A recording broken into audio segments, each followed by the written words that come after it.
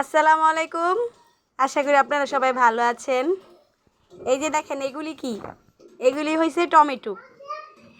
বিশ্বাস যদি করেন এই টমেটোটি আমি 15 দিন হয়েছে আনছি, একই রকম হয়েছে, না পাকে না পচে।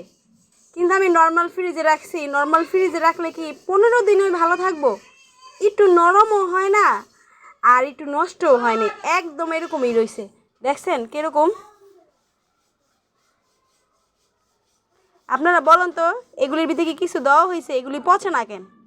এই দেখছেন, আজকে 15 দিন ধরে এই একই রকম রয়েছে, কত শক্ত। এই যে দেখছেন,